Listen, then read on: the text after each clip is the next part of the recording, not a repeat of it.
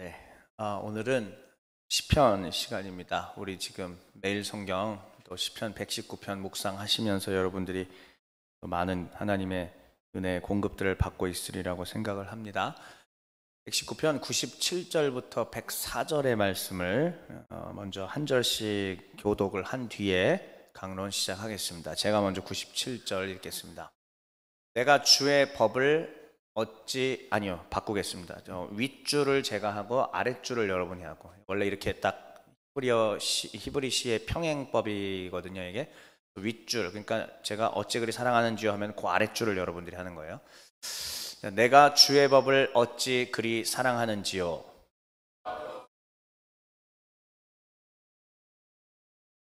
주의 계명들이 항상 나와 함께 함으로 내가 주의 증거들을 늘 읊조림으로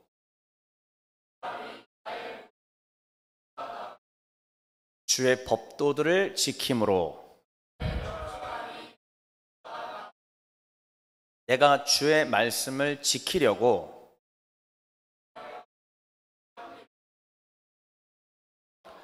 주께서 나를 가르치셨으므로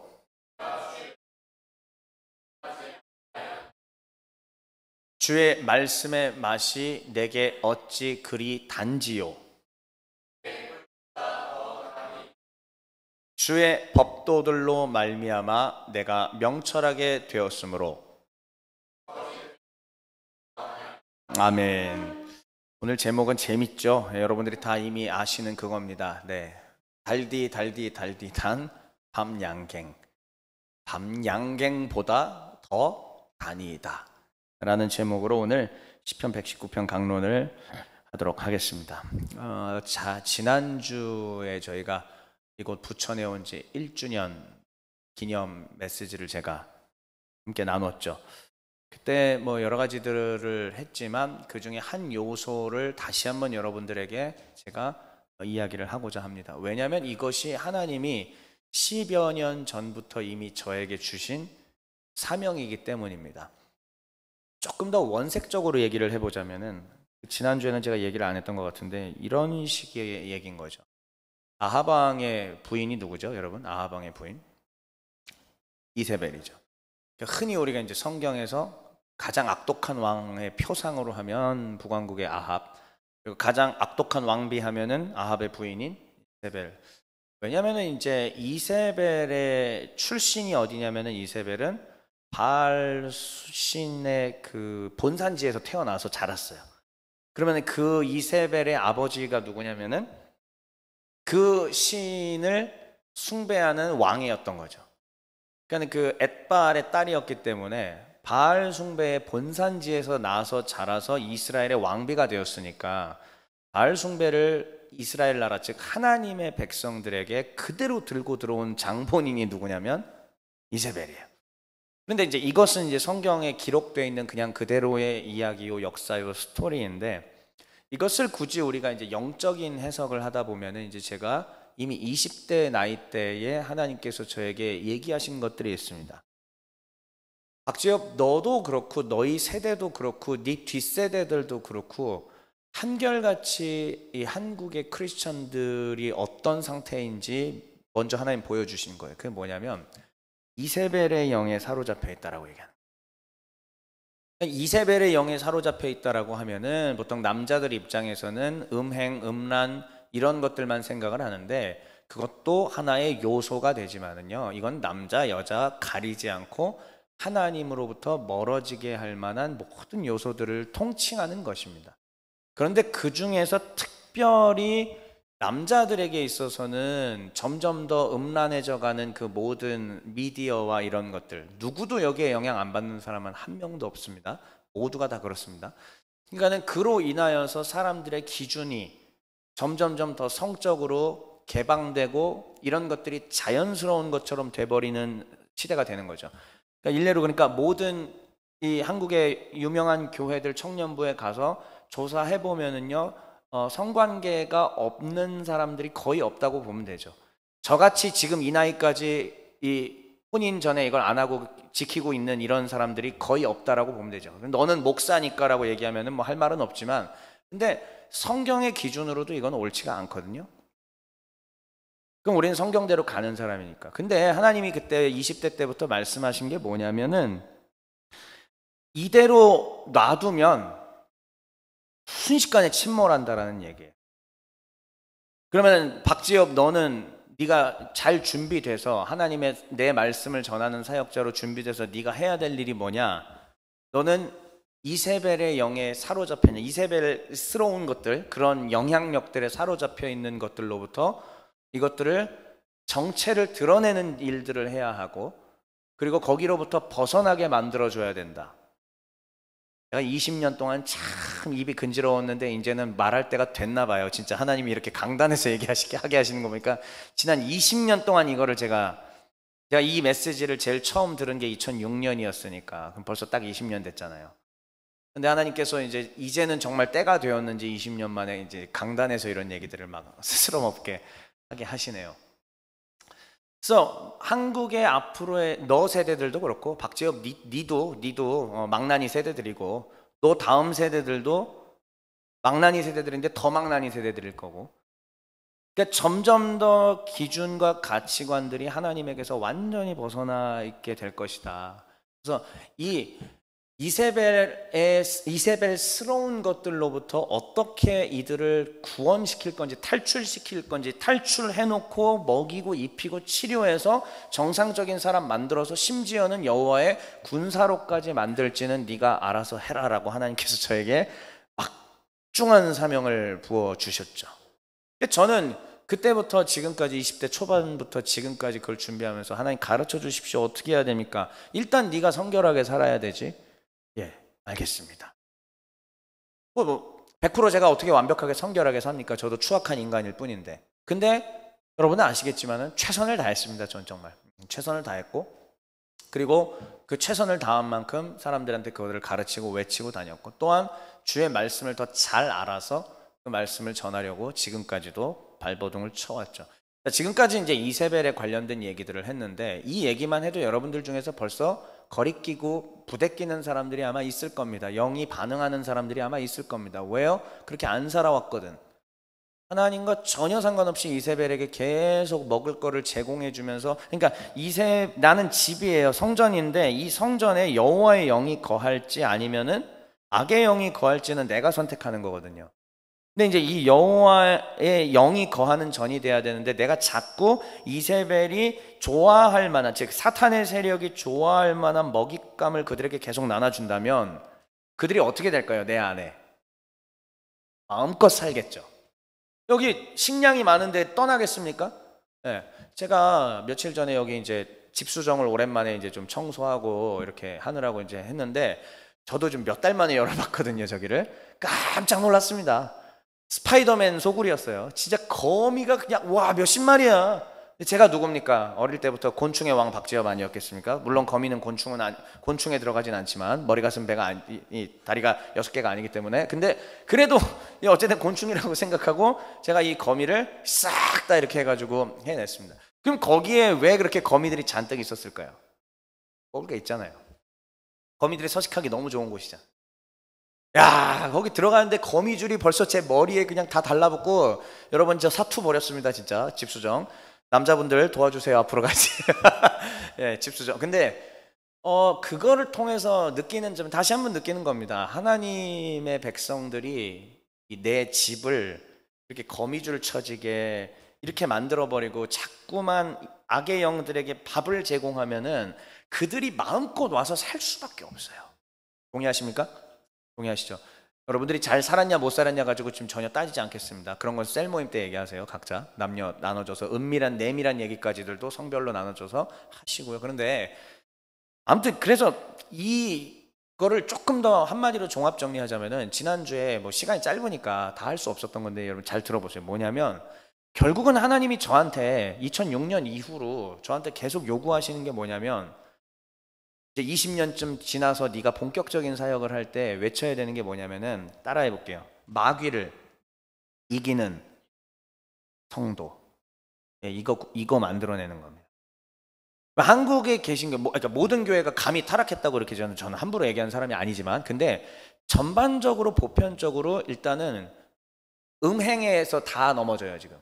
그러니까 음행에서 넘어져서 여기서 다 밥을 제공하고 있기 때문에 악한 영들이 마음껏 와서 살아요. 그 다음에 또 하나가 뭐냐면은 정직성을 잃어버렸습니다. 정직. 거짓말을 그냥 아주 밥 먹듯이 하고, 내 이익과 내 승진과 내가 잘 나가는 일이 필요할 때는요 거짓을 그냥 서스럼없이 합니다. 그런데 그 거짓은 주로 금전과 관련되어 있습니다. 이 부분에 있어서도 하나님 앞에 정직하지 못하기 때문에 힘이 안 나는 거예요. 마귀에게 이걸 밥을 자꾸 주는 거예요. 또 하나, 화가 엄청 많아진, 최근에 왜 그런 거 SNS에서 글 많잖아요. 한국 사람들 최근에 화가 많아졌다. SNS 영향이라는 뭐 분석 자료도 있지만 저는 학자가 아니니까 정확하게 모르겠습니다만, 아무튼 느끼잖아요. 좀 화가 많은 시대 같지 않습니까? 뭐 전철에서 버스에서 어깨 한번 부딪히면 이렇게 했는데, 지금은 이것만 부딪혀도 어이씨 바로 그냥 어이씨 이렇게 하잖아요. 운전할 때 우리 뭐 남성 셀들은 솔직히 운전 얘기 너무 많이 해가지고 그만할게요. 예, 운전 얘기. 그래서 이런 것들이 불편하게 느껴지겠죠. 근데 불편하셔야 됩니다. 왜요? 이게 다 마귀에게 밥을 주는 거니까. 크리스천들이 이러니까 힘이 안 나지. 마귀와 싸워 이기는 삶을 살아야 하는 것은 마땅한 건데, 지금은 어떤 상태냐? 마귀에게 사로잡혀서 깊이 잠드는 영이 수많은 한국의 젊은 청년 세대들 가운데에 깊이 이렇게 뭉쳐져 있어가지고 그냥 다 같이 아래로 깔아앉아 있는 그런 상태. 그러니까 누구 하나 깃발을 들며 하나님 나라를 위해서 내가 죽겠나이다, 내가 주를 위하여 외치겠나이다, 내가 주를 위하여 선포하겠나이다, 하나님 나라를 위해서 내가 빛을 선포하겠나이다 라고 얘기할 수 있는 사람들이 점점점 줄어들고 있는, 없다라는 얘기는 아니에요. 당연히 있죠. 저도 그 역할을 지금 하고 있고요. 그런데 이게 비단 사역자들만의 시대는 아니었거든요. 제가 어린 시절만 하더라도 사역자가 아니라 일반 평신도 중에서도 성령으로 충만하여 외치며 이랬던 사람들이 얼마나 많았는지 모릅니다. 다 어디 갔어요? 마귀와 싸워 이기는 것에 대해서 하나님께서 깊이 있게 얘기를 하십니다. 자, 그러면 이제 오늘 말이 좀 많이 길었는데 이 화면 한번 보세요. 지난주에 얘기했던 거를 좀 정리해 봤습니다. 이게 밥 차단이라는 말이 있잖아요. 이게 영적인 양식이거든요. 결국은 하나님이 저한테 20년 전부터 얘기하셨던 게 뭐냐면, 너는 앞으로 네가 만나서 함께 교회를 할 세대들에게 밥을 먹여라. 밥이 뭔데요? 밥이 뭐겠어? 구약 신약이지. 쉬워. 구약 신약. 그냥 단순히 밥을 그냥 막 억지로 먹이는 성경 읽기 이게 아니라 기쁨으로 먹을 수 있는 상태까지 해주라는 거죠. 그러니까 떠먹여서, 예를 들면 제가 입을 벌려놓고 막 이게 밥을 쑤셔 넣는다고 생각해 보세요. 그게 기쁨으로 먹는 거 아니죠. 작년 이맘때 제가 위경련이 왔지 않습니까? 쌀 한 톨 넘어가기가 불가능했어요. 안 들어가요. 그런데 그때 만약에 저한테 입 벌리고 넣어봐요. 얼마나 괴롭습니까? 스스로 건강해지고 튼튼해져서 기쁨으로 밥을 먹을 수 있는 상태가 되는 게 핵심인 거지. 자, 그런데 마귀의 전략이 뭐냐면은, 마귀의 전략 잘 보세요. 지금 우리 자신에게 하나님이 하시는 말씀일 수 있습니다. 잘 보세요. 마귀의 전략이 뭐냐면은 일단 이 밥을 차단시켜버리는 거예요. 성경 읽기도 안 하게 되는 거고, 심지어 예배를 안 드려. 주일 예배뿐만이 아니라 나의 삶은 사실 일생의 예배, 하나님과 함께 교제하며 예배하는 삶이어야 되는데 이게 그냥 무거운 짐처럼 느껴지는 거죠. 예배하는 게. 물론 교회가 자꾸 청년 세대들에게 봉사를 너무 과도하게 시켜서 그러면은 그럴 수 있습니다만은, 종의 교회는 무슨 봉사를 시킵니까? 예, 봉사도 자격도 주지도 않습니다. 그 정도로. 자, 근데 그러면 편한 거거든요. 아무리 일상이 힘들어도 하나님 안에서 누리며 이걸 할 수 있어야 되는데 그것조차도 안 되는 거예요. 마귀의 전략은 밥을 차단시켜버리는 겁니다. 자, 생각해 보세요. 밥을 안 먹으면은요, 김윤호 성도님, 밥을 안 먹어버리면 사람이 그 감정이 어떻게 돼요? 한 두 끼, 세 끼 굶었어요. 그럼 어떻게 돼요? 미쳐버리죠. 그렇죠. 맞습니다. 저도 그래요. 두 끼, 세 끼 굶어버리면 예민해지고 막 그래요. 그러면은 에너지가 고갈되는 거죠. 에너지가 고갈되니까 예민해지죠. 자, 예민해지면 사람이 어떻게 되죠? 분별력이? 네, 당연히 떨어지죠. 분별력이 떨어집니다. 근데 그런 영상들 딱 보면 아시지 않습니까? 며칠 굶겨놓고 며칠 안 재워놓고 했을 때 사람이 어떻게 돼버려요? 예, 돌아버리고 정신 나가고 막 그렇게 헛소리 하는 경우도 있지 않습니까? 분별력이 상실됩니다. 그러면 결국 뭐냐? 이미 만화로 따지면 눈이 뿅 하고 돌아가고 있는 거예요. 그러니까는 위에서 시키는 사람, 최면을 건 그 사람에 의해서 그냥 지배를 받아버리는 상태죠. 여러분들의 영혼이 혹시 이 상태 아닌가요? 이거는 지금 목사인 제 얘기가 아니라 다시 한번 이 강단에서 하나님이 주시는 말씀입니다. 이건 분명히 하나님이 우리 지금 종의 가족들에게 묻는 거예요. 나는 지금 밥이 얼마나 잘 들어오고 있는지 보시고 그 밥을 내 위가, 영적인 내 위가 얼마나 건강하게 소화하고 있는지 한번 생각해 보시고, 그래서 내가 안에 에너지가 얼마나 되고 있는지를 한번 해보세요. 분별력이라고 하는 것은 무엇이냐? 하나님의 말씀에 대한 이해가 있어서 그것을 삶에서 기쁨과 즐거움과 사랑과 자비와 온유와 양선과 화평과 충성과 위로와 이런 것들이 내 안에 얼마나 넘치느냐도 체크해 보시는 거고, 예수 그리스도의 십자가로 인한 구원의 감사와 감격이 내 안에 얼마나 있는지 체크해 봐, 분별해 보십시오. 그랬을 때 답이 나와요. 이게 만약에 그 감사도 사라지고 사랑, 자비, 화평, 양성, 충성, 온유, 절제 이런 것들이 다 사라져 버리면은 결국은 휘둘리는 겁니다. 그러니까 자꾸 우리가 마귀에게 휘둘려 버리는 거예요. 하나님이 그러면 저한테 얘기하시는 건 뭐냐면은 휘둘리지 않는 사람들을 만들어내라 이거예요. 박재현, 너에게 준 사명은 그냥 많은 사람들이 대충 와서 한번 9시 예배, 11시 예배, 1시 예배 드리고 가는 그런 교회가 아니라 이러한 휘둘리지 않는 내 백성, 내 자녀, 내 제자들을, 내 종을 길러내는 사명이라고 20년 전부터 주께서 저에게 얘기하셨다는 것을 우리 가족들에게 나눕니다. 그럼 방법은 뭐냐? 이거였어요. 밥 먹으란 얘기예요. 쉬워요. 밥을 먹어야 됩니다. 밥 먹으면 힘이 납니다. 제가 정확하게 당 떨어진다라는 것을 체험하게 된 게 30살이었습니다. 출근을 했는데, 저 선교단체에서 일할 때 제가 출근을 했는데 진짜 방전된 것처럼 그냥 완전히 다운돼 버렸어요.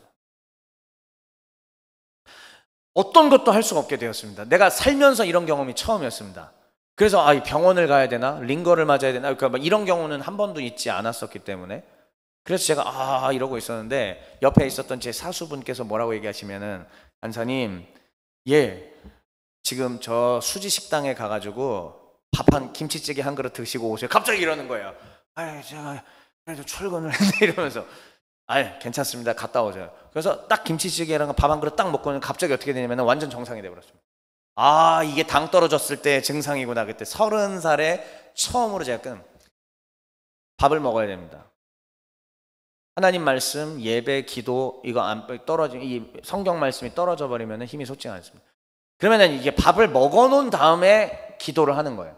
기도하면은 하나님의 뜻이 분별되기 시작을 하고, 그 다음에가 이세벨의 그 계략이 뭐냐면은 결국은 성결하지 못하게 하는 거거든요. 음행하게 하고 타락하게 하고, 이런 것들은 굳이 비유로 얘기하는 거예요. 구더기와 해충, 저 열었을 때 거미줄, 이런 것들이 막 나를 괴롭히더라라고 하는 것입니다.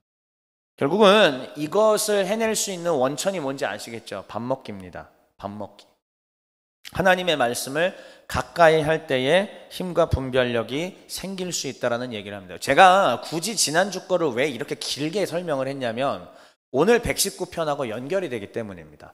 그래서 오늘 순서를 보면 시편 구조는 그냥 빨리 얘기할게요. 어차피 그냥 대충 얘기할 거고 119편부터 제대로 얘기할 건데, 이 119편의 내용들이 결국은 우리에게 어떻게 양식이 되는지, 밥이 되는지, 그리고 그것을 통해서 우리의 영혼이 어떻게 살아나는지에 대한 단초를 제공하고, 하나님이 지금 이 시간에 여러분들한테 요구하시는 목소리로 들릴 것이기 때문에 제가 이렇게 준비해서 여러분들한테 전달을 드리는 겁니다. 그럼 첫 번째 시편 구조. 자, 5권으로 돼 있었다라는 거 제가 지난번 시편 때도 얘기했으니까 그냥 편안하게 이렇게만 넘어가죠. 앞에 3권까지는 다윗 왕권에 대한 얘기고요. 그 다음에 90편부터 150편까지는 여호와의 왕권, 이렇게 다루고 있다라는 것만 기억하시면 됩니다. 넘어가고요. 이것도 시편, 그래서 1에서 3권은 가운데에 다윗 내용이 나오고요. 그 뒤에 이 시편이 얼마나 대단한지를 보여드리는 거예요. 진짜 대칭 구조예요. 아삽, 고라, 다윗, 서론, 고라, 에단, 이런 식으로 딱 데칼코마니 대칭 구조를 이루고 있다라는 것. 1에서 3권이 이렇게 1편부터 89편까지가 이렇게 배열이 되어 있습니다. 그래서 다시 한번 앞에 보면은 다윗 왕권 시라고 얘기를 하는 겁니다. 자, 넘어가고, 그래서 이제 4권 같은 경우는 여호와의 왕권이라고 얘기했는데, 여호와의 왕권 91편에서 100편을 기준으로 축이 되고 앞과 뒤에 모세의 기도와 다윗의 시편으로 돼 있습니다. 다음 또 넘어가고요. 네, 시편 마지막 제 5권 같은 경우는 여기가 이제 토라와 성전 뭐 이렇게 돼 있고요. 그다음에 앞에 할렐루야 할렐루야 아슈레이 아슈레이 아슈레이라는 말은 복이 있다라는 얘기죠. 아슈레이 아슈레이 다윗의 시 다윗의 시. 자, 시편도 구조가 있죠. 그냥 막 이렇게 배치된 게 아니라는 거를 분명히 아시겠죠. 이런 것으로 되어 있다라는 거. 그리고 마지막에 할렐루야 시편으로 끝나게 되더라라는 것까지 말씀을 드립니다. 자, 넘어가고. 자, 그러면 이제 시편 119편입니다. 시편 119편은 성경 퀴즈 대회 같은 것들을 할 때 반드시 등장하는 문제입니다. 왜냐? 성경 전체 중에서 가장 긴 장이기 때문입니다. 몇 절까지 있죠? 아하, 좀 더 써요. 예, 몇 절까지 있을까요? 네? 좀 더 쓰세요. 성경 퀴즈 대회 때마다 나오는 겁니다. 몇 절까지 있죠? 네, 더 써요. 176절까지입니다. 네. 이게 얼마나 더 극단적이냐면, 그러니까 성경 퀴즈 대회가 꼭 여기가 나오는 이유가 117편은 제일 짧아요. 그리고 119편은 제일 길어요. 극단적으로 짧은 장과 긴 장이 이렇게 바로 하나 끼고 이제 이렇게 배치되어 있어서 성경 퀴즈 대회 출제하기에 너무 좋죠. 네, 아무튼 그렇습니다. 그러면 119편 같은 경우는 어떠한 배경이냐? 여러분, 시편이 그냥 다 뭐라 그럴까, 뭐 한 시대에 뭐 다윗의 시다 이렇게 생각하시면 안 되고요. 다양한 시대의 것들이 뭉쳐져 있는 것이라고 보시면 되고, 다윗의 시대 때 것도 있고요. 그 다음 시대 때 것도 있고, 심지어 바벨론 포로기 이후 시대 것도 시편에 돼 있습니다. 자, 그러면은 119편 같은 경우는 바벨론 포로기 이후의 배경들을 조금 반영을 하고 있다는 사실을 우리가 알 수 있습니다. 특별히 시편 119편은 위에 표제어가 없습니다. 미츠모르 르 다비드라고 히브리어로 되어 있는데, 이건 보통 다윗의 시라고 이게 다윗의 시라는 뜻이거든요. 근데 119편은 그 말이 없어요. 그러니까 이거는 누가 지었는지도 사실은 불분명하고, 내용이나 배경을 봤을 때는 바벨론 포로기 이후에 유다 나라가 어떻게 국가를 재건할 것인가에 대한 내용들이 좀 반영이 되어 있다는 것을 학자들이 생각해낼 수 있습니다. 자, 바벨론 포로 이후의 유다의 가장 중요한 점은 무엇이냐면, 같이 읽어볼까요? 여기 율법 중심 시작. 여기까지. 그래요. 그러니까 나라가 망했잖아요. 망했다가 다시 재건해야 됩니다. 성전 짓고 뭐 이렇게 저런 거 해야 되는데, 그것 갖고는 안 돼요. 정체성이 다 회파되었기 때문에 제대로 된 하나님의 나라를 세우려면은 주의 법을, 토라를 제가 어제 그제 금요일에 제가 뭐라고 했죠? 토라가 그냥 오경을 말하는 게 아니라 하나님의 가르침의 총체라고 제가 얘기를 했죠. 토라라는 말 자체가 가르침이라는 말이거든요. 그래서 하나님의 이 가르침에 담겨 있는 율법을 재정비하자. 그거를 담당했던 두 사람이 누구예요? 에스라 느헤미야예요. 아주 우리가 잘 알고 있는 에스라 느헤미야입니다. 그래서 이 율법 중심의 신앙을 재정비하다. 그러면 자연스럽게 에스라와 느헤미야는 백성들을 위해서 이 시편을 작성하고 편찬하고 묶어서 150편으로 이렇게 만들 때 어떤 내용을 되게 강조했을까요? 그 시대 배경에서는 여호와의 율법이 우리를 살린다, 여호와의 율법이 우리에게 생명이 된다, 이런 내용을 강조할 수밖에 없습니다. 왜요? 앞선 세대가 이거를 안 지켰기 때문에 우리가 지금 이 모양 이 꼴 70년 동안 바벨론의 포로가 됐기 때문이다. 그러니까 여호와의 말씀으로 돌아가자, 여호와께 돌아가자, 이렇게 다 이런 배경들인 거죠. 주님께로 돌아간다는 게 이런 의미인데, 자, 그러면 119편이 이러한 배경 가운데 기록이 되었고, 그럼 장르를 한번 볼게요. 장르는 뭐냐면, 자, 내용 무슨 시라고 되어 있습니까? 토라시라고 되어 있습니다. 토라라는 말은 다시 한번 뭐라고 했죠? 하나님의 가르침입니다. 그래서 전부 그 176절 전체가 다 뭐라고 되어 있는지 아세요? 주의 법, 주의 율례, 주의 규례라는 말이 다 들어가 있습니다. 자, 놀라운 얘기를 해드릴게요. 1절부터 176절 전부 다 매 절마다 그 말이 다 들어가 있어요. 여러분 아까 읽으시면서 눈치를 못 채셨겠지만은 각 절마다 주의 법도, 주의 율례, 주의 규례라는 말이 절마다 다 들어가 있습니다. 근데 이게 얼마나 집요하냐? 1절부터 176절 전체가 다 매 절마다. 그러니까 이 저자가 어느 정도로 이거를 의식하고 어떤 목적을 갖고 썼는지 아시겠죠? 이거를 읽히고 노래하게 하면서 백성들로 하여금, 주의 백성들로 하여금, 계속 이것을 가까이 하게 하면서 밥 먹게 하는 거예요. 그걸 읽게 하고 묵상하게 하고 읊조리게 하고 소리내고 찬양하게 함으로 말미암아 그 밥을, 영적인 밥을 백성들로 하여금 먹게 하기 위하여 119편이 지어졌다라는 얘기입니다. 그런데 그뿐만이 아니라 외우기 쉬워야 되잖아. 그러니까 문학적 장치를 썼는데, 자, 그래서 형식을 보니까는 요거 영어 좀 어렵긴 하지만 읽을 수 있죠. 자, 형식 뭐라고 되어 있습니까? 알파벳 아크로스틱 되어 있습니다. 이게 무슨 얘기냐면은 119편 예전에 제가 한번 얘기한 적이 있는가 모르겠는데 이렇게 되어 있습니다. 자, 보세요. 176절인데 이게 총 몇 연으로 되어 있냐면 22연으로 되어 있습니다. 왜 22연이냐면은 히브리어 알파벳 개수가 22개입니다. 그러니까 우리 영어로 좀 비율을 대서 해볼게요. A, B, C, D, E, F, G 이렇게 해서 22개인데, 그런데 재미있는 게 뭐냐면은 이 8절씩 한 년이 돼 있어요. 정확하게. 그러면은 자, 8 곱하기 22 해보세요.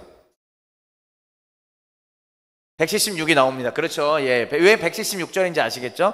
22연이 몇 절씩? 8절씩. 그러니까 22 곱하기 8이죠. 그래서 176절이 나와요. 그러면 이 8절씩 어떻게 글자 수가 배열이 되어 있냐면은, 자, 1절부터 8절까지 영어로 굳이 비유하자면 전부 A로 시작해요. 그 다음에 9절부터 그러면 또 다음 8절은 B로 시작합니다. 그 다음은 C로 시작합니다. 그 다음은 D로 시작합니다. 이런 식으로. 그럼 히브리어 알파벳은 뭐냐면은 알렛, 베트, 김멜, 달렛, 해, 바브, 자인 뭐 이런 식으로 가거든요.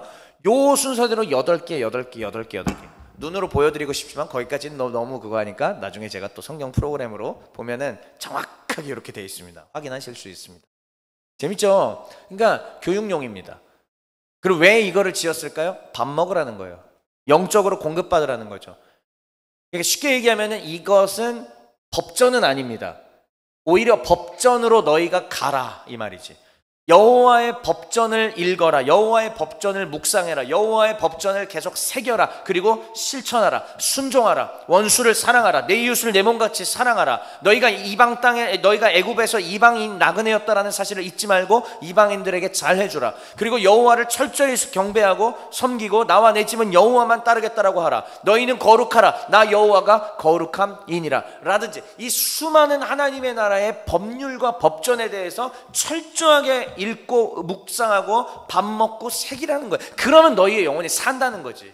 살아날 거고 판단력이 생길 거고 기준이 생길 거고 주의 뜻대로 하게 될 것이다 라는 얘기입니다. 그래서 이런 형식으로 저자가 성경을 지었다라는 사실까지 여러분들에게 말씀을 드립니다. 그러면은 주제가 결국은 뭘까? 하나님 말씀을 사랑하라는 얘기예요. 여호와의 법으로 돌아가라 이런 얘기입니다. 이제 성경 오늘 읽은 본문 다시 한번 보도록 하겠습니다. 자, 97절부터 100절까지 다시 한번 읽어보겠습니다. 시작.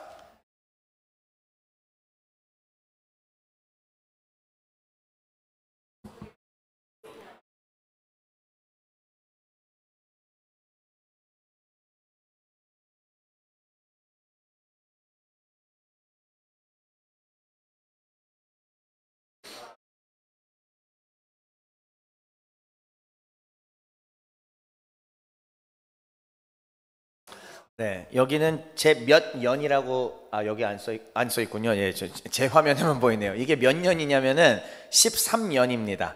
그리고 13년은 굳이 알파벳이 영어로 따지자면은 그 M, 우리로 따지면 미음에 해당하는 이제 연이에요. 그래서 전부 다 그렇게 돼 있습니다. 앞자가 우리 한글로는 절대 안 보이죠, 그게. 그런데 히브리어로는 다 이렇게 돼 있습니다.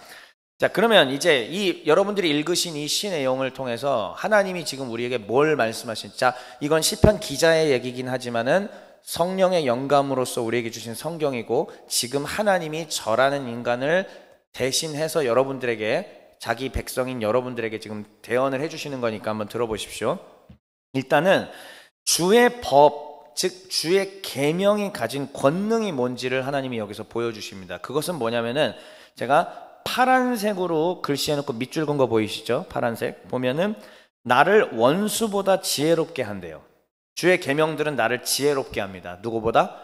원수보다. 자, 또 하나, 네 주의 계명들은 나를 명철하게 한답니다.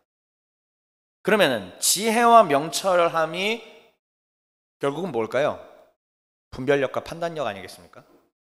아까 마귀와 싸우는 거, 그거 마귀의 전략 제가 보여드렸잖아요. 결국은 하나님의 법은 우리에게 분별력을 준다는 거예요. 하나님의 법을 제대로 계속 읽고 묵상하고 밥을 먹어야, 그리고 내 안에 체계화되고 체질화되고 건강화가 돼야, 그래야 내가 흔들리지 않고 살아갈 수 있다는 얘기죠. 다시 한번, 주의 계명은 우리에게 지혜와 명철을 준다라는 얘기입니다. 그러면 이 자체가 곧 여호와의 말씀이 가진 힘과 능력, 권능인데, 이 주의 법으로 인한 권능을 얻기 위한 방법은 뭐냐? 자, 노란색 형광펜입니다. 노란색 형광펜으로 뭐라고 돼 있죠? 읍조리다라고 돼 있습니다. 자, 그러면 이제 이 읍조리다라고 하는 이 표현이 우리 한국말로 봤을 때는 읍조리다라는 말이 뭘까요? 이렇게 하는 거, 이런 게 이제 읍조리다죠. 맞아요. 이게 읍조리다입니다. 근데 재밌는 거는 여기 이제 시카라고 하는 이제 히브리어 단어인데, 여기서 말하는 시카와 그다음에 우리가 시편 1편에도 보면은 내가 주야로 여호와의 율법을 사랑해서 그것을 주야로 뭐 하는도다? 묵상하는도다. 단어가 다르긴 합니다. 여기는 하가라는 한 단어고 여기는 시카긴 하지만 같은 내용이에요. 그러니까 둘 다 무슨 내용이냐면은 읍조리다라는 말이에요. 그러니까 주의 이 말씀을 내가 사랑해서 심사숙고하고, 그 다음에 심사숙고한 내용을 뭐라고 하냐면, 예를 들면 이런 거죠. 하나님, 여호와는 나의 목자시니 내가 부족함이 없어. 그가 나를 푸른 초장에 누이시며 쉴만한 물가로 나를 인도하십니다. 주님, 나 좀 인도해 주십시오. 그러면 이 행위가 지금 뭐가 되죠? 읍조림 행위가 또 다른 말로 따지면 기도가 되는 거야, 이게. 그러니까 지금 여기서 이 구약 성경에서 말하고 있는 시카나 하가나 이런 거는 다 뭐냐면은 말씀 묵상도 되는 거고 성경 읽기도 되는 거고 암송도 되는 거고 심지어 기도가 되는 거예요. 종합 세트죠. 밥 먹는 겁니다. 가장 확실하게 밥을 먹는 거예요. 그냥 교회에서 저 박 목사가 읽으라고 하니까 엉묵하라고 하니까 그냥 또 이게 아니라 진짜로 그대로 해보겠다라고 하는 어떤 하나님 앞에서 경외감을 갖고 무릎 꿇고, 여러분들한테 무슬림들처럼 하루에 5번씩 아짠 그거 신호에 맞춰서 뭐 메카 향하여 그런 건 아니잖아요. 그 정도 할 필요는 없지만 그래도 진짜 경외감을 갖고 있냐 이거예요. 성경에 대해서. 조금 다른 얘기지만 갑자기 떠올라서 한번 얘기하겠습니다. 제가 사랑하고 존경하는 우리 선교사님 한 분이 지금 또 저기 이제 튀르키예에 가서 있잖아요. 이분이 과거에는 요르단에서 사역을 했었다고. 요르단에 아예 자기가 크리스찬이라는 거를 까고 요르단 국립대학교를 들어간 거예요. 난리가 났죠. 신학과에, 심지어 무슬림 신학과에 들어가겠다고 하니까 크리스찬이라고 노골적으로 까고 자기가 무슬림 이맘이 되겠다고 왔다니까 학교가 발칵 뒤집힐 수밖에 없지. 이 사람은 어떻게 할 거냐. 이 첩자를 대체 우리 요르단, 우리 무슬림에서 어떻게 할 거냐 이제를 했는데 받아주기로 했답니다. 놀라운 거죠. 근데 그들의 이제 작전은 뭐냐면은 일단 받아줘서 어떻게 무슬림으로 만들어가지고 이제 더 선전용으로. 근데 뭐 결과적으로는 안 됐죠. 이분은 크리스천 선교사를 지금도 잘하고 계시는데, 근데 그때 있었던 이야기를 저한테 해줬는데요. 요거만 간단하게 얘기할게요. 뭐냐면 무슬림들이 와가지고 너희의 그것과 뭐 우리의 그걸 한번 얘기해보자 이런 식으로 이렇게 얘기하는데, 무슬림들이 크리스찬한테 시비 거는 게, 그때 이분한테 시비 걸었던 게 하나가 뭐냐면, 성경을 아랍어로는 저는 모르는데 그분한테 들었던 얘기입니다. 이게 정확한지 모르겠는데 인질이라고 발음을 한대요, 아랍어로 성경을. 우리는 꾸란을 혹은 이제 무함마드의 수양록인 하디스를 진짜 이렇게, 그러니까 어디에 아래에 깔아놓는 법도 없대요. 저런데 적치해놓고 불가능하대요. 왜? 신의 언어, 신의 말이라고 생각하니까. 근데 너희 기독교인들은 왜 인질, 성경을 이 다른 책 아래에 둘 수 있냐?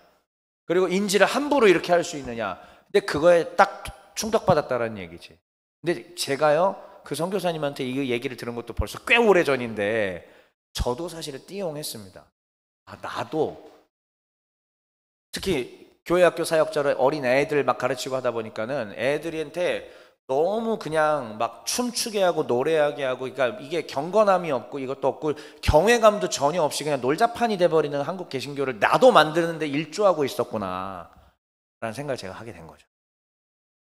다시 돌아옵니다. 그러니까 여기서의 이 읍조리다라는 말, 시하, 하가라는 말은 뭐냐면은 하나님의 말씀을 그 정도로 경외해서 두고 읍조리고 묵상하고 숙고한 다음에 주님께 기도까지 하는 이 종합 세트를 하는 것을 의미하는 거예요.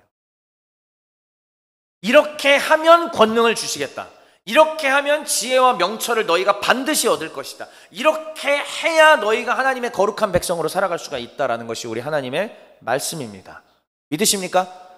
제 얘기 아니고 성경에 있는 얘기를 객관적으로 전달해 드렸습니다. 우리 아버지 하나님이 지금 저를 통하여 여러분들에게 주시는 말씀으로 받으시기를 바랍니다. 자, 101절부터 104절 계속 볼게요. 읽어보겠습니다. 시작.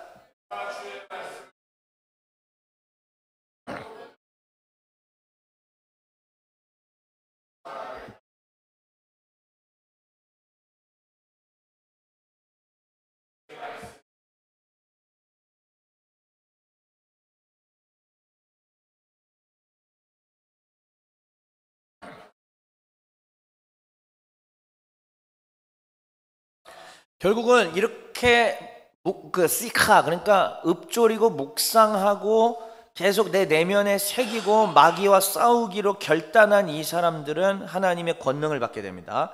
지혜가 생기고 힘이 생기고 분별력이 생기게 되겠죠. 그런 사람은 어떻게 하느냐? 악한 길을 떠나게 되겠죠. 힘이 생긴 거거든요. 힘이 안 생기면 악한 길을 갑니다. 힘이 안 생기면 유혹을 받아요. 그러니까 내가 유혹을 받는 순간들이 있죠. 딱 봐도 이게 하나님 뜻이 아니라는 거 여러분들이 누구보다도 잘 알잖아요. 근데 자꾸 왜 그런 거 있잖아요. 나도 마찬가지고 우리 모두요. 근데 그거는 뭐냐면은 힘을 좀 잃은 겁니다. 힘을 잃었을 땐 그럼 어떻게 해야 될까요? 밥 먹어요. 말했잖아요. 수지식당 가서 김치찌개 먹고 오라고. 밥 먹었더니 바로 힘났어요, 제가. 내가 영적으로 흔들리고 내가 악한 영들에게 당할 것 같으면 어떻게 하냐면 그때는 해야 될 게 밥 먹는 거예요. 자, 그렇게 힘이 생긴 사람은 주의 규례를, 주의 법을 떠나지 않습니다. 그리고 103절. 주의 말씀이 달디 단 밤 양갱보다 더 다니이다 라고 얘기해요. 이거는 사실은 축복입니다. 이거는 진짜 주의 권능이 내 안에 임할 때에 일어나는 현상입니다. 만약에 여기 있는 우리 가족 여러분들이 이 하나님 말씀이 달디 단 밤양갱 같지가 않다면, 달게 느껴지지 않는다면은 사실 힘을 잃은 거예요. 명백하게 힘을 잃었다라는 증거입니다. 누군지 색출은 안 할 테니까 걱정하지 마시고 스스로는 아시잖아요. 그러니까 이게 지금 달게 느껴지는지 안 달게 느껴지는지 자기 자신이 지금 하나님한테 물어보셔야 돼요. 자, 저는 하나님을 대신해서 선포하는 것 뿐입니다. 아버지 하나님께서 자기 백성들, 자기 아들, 딸들을 지금 여기서 먹이시는데 저를 통해서 말씀을 주시는 거예요. 달디 단 밤 양갱같이 달게 느껴지냐? 아니냐? 아니면 너 지금 힘 잃은 거라고. 힘을 왜 잃었을까? 누구한테 지금 밥을 줬을까? 누구한테 먹이를 제공해서 내 안에 마귀가 살 수 있게끔 만들었을까? 우리 하나님께서 찾으라고 얘기를 하시는 것입니다. 마무리 이제 해볼게요. 오늘의 제목은 밤양갱보다 더 다니이다. 네, 밤양갱입니다. 달디단 밤양갱. 달면 계속 먹게 되고 달면 계속 끌리게 됩니다. 점점점 더 먹고 싶고 그렇습니다. 제가 신학교가 아직 전에 이제 총신대학교 시절에 신학을 처음 결심하고 주의 부르심을 받고 하루에 4시간, 5시간씩 학교 열람실에서 눈물을 흘리며 성경을 읽었습니다. 그때는요, 멈추기가 싫었습니다. 이 성경을 계속 읽고 싶어서, 그냥 잠도 안 자고 읽고 싶어서 눈물 가운데 계속 했습니다. 그냥 왜? 지금은 안 그래요. 지금은 빡세서 너무 힘들어서 이러고 있는데, 근데 그때는 이 빡센 걸 모르고 그냥 은혜 가운데만 읽는 거니까 그냥 하는데, 그때는 정말로 하나님의 성령이 나에게 역사하시고 하니까 내가 하나님 없으면 안 된다라는 것도 느껴버리고 주의 권능이 임하고 하다 보니까 더욱 그 권능을 사모하고 힘을 사모해서 이게 너무 달콤하고 달디단 밤양갱보다 더 다니까 찾게 되는 거죠. 사랑하는 우리 가족 여러분들, 종의 가족 여러분들, 생업에 충실하십시오. 성경 읽기보다 생업을 더 많이 해야 합니다. 오해하지 마십시오. 저는 제 일이 성경 보는 게 제 일입니다. 저처럼 하라는 건 절대 아니에요. 자기 일을 열심히 하십시오. 그런데 어쨌든 우리가 살아가는 것은 왜 사냐라고 물어보면, 우리가 소요리 문답을 여러분들이 저에게 배우진 않았지만 소요리 문답 1문 1답이 뭐예요? 사람의 제일 되는 목적은 하나님을 영화롭게 하고 영원토록 그분을 인하여 즐거워하는 것, 그분을 즐거워하는 것, enjoy him, 그를 즐거워하는 것 아니겠습니까?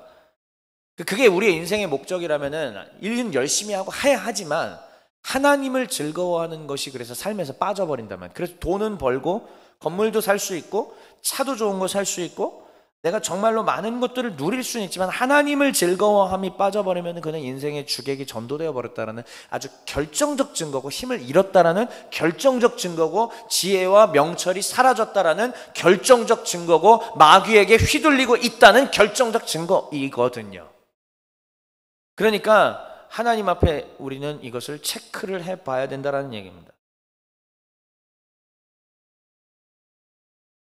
사실은 뒤에 제가 김종민이랑 문세윤 짤을 하나 준비는 했는데 그거는 안 말하는 게 지금 날 것 같다는 하나님의 이게 있어가지고, 왜냐면 더 많은 스토리들이 있는데 굳이 거기까지 얘기하는 요 메시지 하나로 하나님이 충분히 지금 전달이 된 것 같다고 저에게 사인을 주시는 것 같아가지고 여기까지 얘기하면 될 것 같습니다. 그래서 넘어가서, 자, 요거는 넘어가고 이겁니다. 우리 하나님이 지금 이 시간에 종회교회에게 주시는 메시지라고 저는 믿습니다. 같이 읽어볼게요. 시작.